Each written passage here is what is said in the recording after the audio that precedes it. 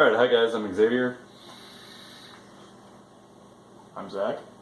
And today we're going to be teaching you how to build a few basic coils. Many of them varying from a simple RDA build to a more complex diamond build. So stay tuned to our series and have fun.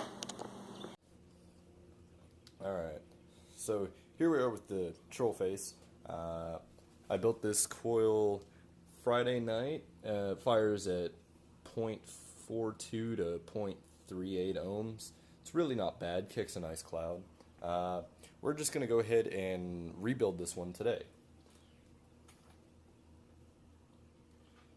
Let's go ahead and take it off here.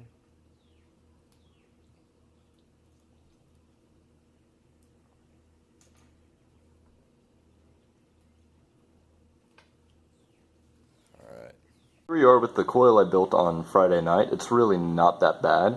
We're going to go ahead and slide this cotton out of it since we're going to be rebuilding it. Or this cotton wants to be nice.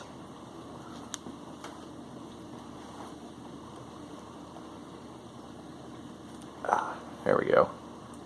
It's just a little messy working with this. Alright, cool. So I do believe that this was a 4 or 5 wrap, so we're going to go ahead and try to do another 4 to 5 wrap. To start off with, you're going to need some Kanthal wire. This one, I do believe it's a 0.5 millimeter in diameter, as it says right there. You're just going to want to go ahead and get a, not that big of a piece, maybe like 2-3 inches. Snap it off, make sure it doesn't fly away. And here you go, here's the Kanthal. Alright, now you're going to need something to wrap the coil around. What we have here is, what is this? I honestly don't fully know. It came out of the toolbox, and yeah, I'm pretty sure it's some kind of hanger of some sort. Yeah, so if you just have a wire hanger laying around or something that looks roughly like this, you'll be good. To make the coil building process easier, what I'm going to do is take a pair of vice grips, and I'm going to take the Kanthal and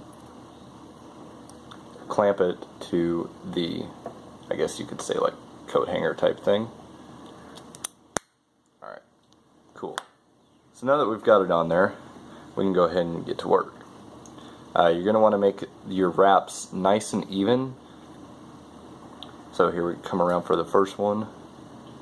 And there you have one wrap.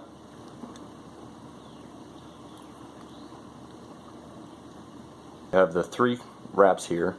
I'm going to go ahead and clamp the other side because I've got more wire to work with over there. Now mind you, you don't have to clamp it down, it just makes it easier to work with so that nothing slides around and you're not fidgeting with it. So now we go for our 4th wrap. There we go. I think we'll just do a nice simple little coil like that. Now once it's around there, go ahead and take your vice grips off and make sure that the wraps are neatly together. Tighter the better. Yep, the tighter the better.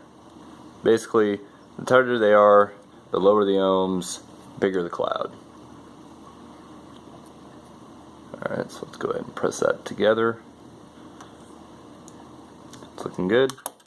And there you have it, a nice 4-wrap coil. I'm going to go ahead and tighten it up just a little bit more. Now, if you want to check your coil's ohms, or just basically the ohms of the coil, if you don't have a reader, go ahead and just grab your mod, and we're just going to pop it right on there.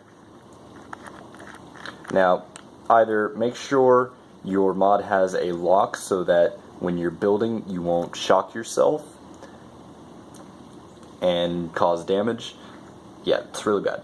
Alright, so if we can see here, this coil is reading at 0.4 ohms. Let's check and see how the coil fires real fast. Just do this once. Alright, that's not good. Oh, alright, it seems to be firing the way we want it to fire from the center out. Awesome. So now let's get to the cotton part. For the cotton, you can use any 100% organic. You don't want any bleached cotton at all. So if you're getting cotton balls and you're using those, or any type of cotton at a vape shop, they're going to have the organic, non-bleached, no chemical. I use Japanese cotton. It's a little more expensive. It takes a little more time to soak up the cotton, but it's completely worth it. You don't need much at all. Just tear this little piece in half, and you just want to build it into a nice little strip, because you are going to just literally stick it through there and trim it down. So get this tip nice and good, and you are literally just going to put it through and pull it through on the other end. And with little coils and little builds, you'll have people that push the cotton down there into your oil well, people who do bigger. A lot of people who say little, you don't need much cotton. I don't do much cotton for little. So I'm literally just going to trim most of this off. I'll start with that side and that side and see if this is good enough to start with. But that's what it should look like if you're doing a small coil, little cotton. And we can move it around. I do a little on top so it doesn't burn. Once you get it wet, you can move it a lot more. And I'll do a little underneath.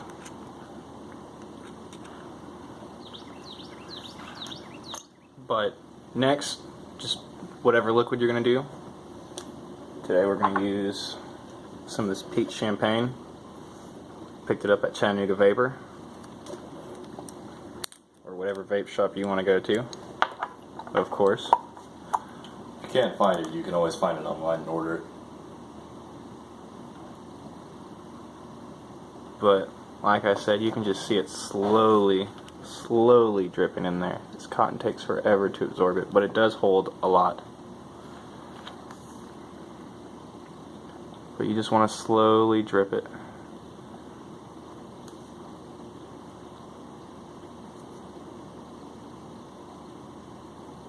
Probably are going to make a little of a mess. It's not a problem. We all know how to clean up. Once you have your cotton done and soaked, just go ahead and do a double check on your ohms. Make sure it's still firing at what you want it to fire it at. So in this case we have 0.4 ohms, and let's just go ahead and see if it'll fire. Alright, so I guess we should go ahead and test this. Alright, now we're going to put the tip on the Troll RDA and test how this thing fires.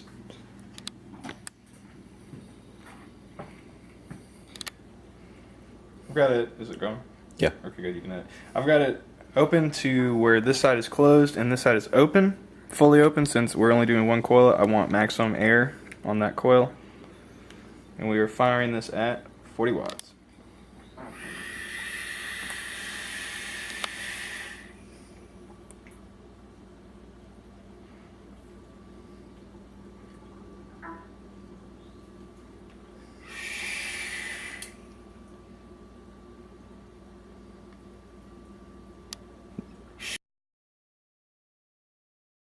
You recording this? What is the guy's name from Princess Bride? Six Fingers.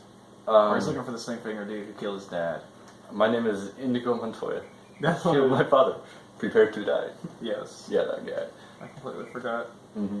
I'm in